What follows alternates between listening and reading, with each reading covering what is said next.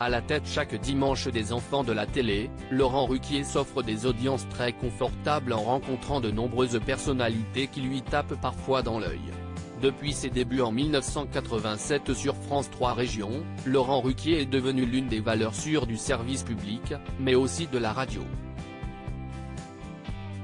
Mais si l'animateur a décidé de quitter définitivement la case du samedi soir pour la laisser bon gré mal gré aller à Salamé, il n'a pas pour autant terminé avec la télévision.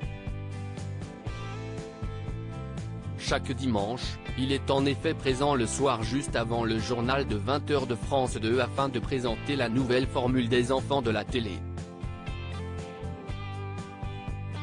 Les enfants de la télé, les belles audiences de Laurent Ruquier. L'émission culte d'Arthur s'est en effet refait une beauté en 2017, et profite depuis d'un joli succès d'audience, notamment chez les jeunes, qui ont pour réputation de ne plus regarder la télévision. Il est vrai que les jeunes ont plus tendance à regarder des séquences sur leur smartphone, admet-il auprès de Télé 7 jours. Le concept des enfants de la télé offre l'occasion de passer des extraits sur les réseaux sociaux. Inversement, notre programmation mélange des vedettes très connues, parfois aussi un peu âgées, avec des gens qui viennent du stand-up, de YouTube, de TikTok.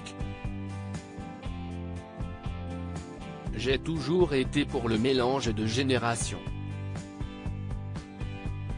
L'animateur en veut pour preuve On a tout essayé, qui fit les belles heures de l'Access Prime Time sur France 2, et qui réunissait aussi bien Stevie, venu de Loft Story, et la journaliste et écrivaine Claude Sarraute. Laurent Ruquier est aussi connu pour avoir lancé la carrière, ou au moins contribué à celle-ci, de nombreuses personnalités. Pour autant, il n'a aucun chouchou. La rencontre avec l'un des sociétaires des grosses têtes, ça ne veut pas dire qu'il n'a pas de coup de cœur. Comme il l'explique à nos confrères, l'ancien animateur dont n'est pas couché à la volonté de découvrir les gens. Un exemple très parlant, c'est Paul Elrarat, que je ne connaissais pas, ne suivant pas les 12 coups de midi, sur TF1, d'où il est sorti après 152 victoires, en 2019. Pour moi, ça a été la rencontre.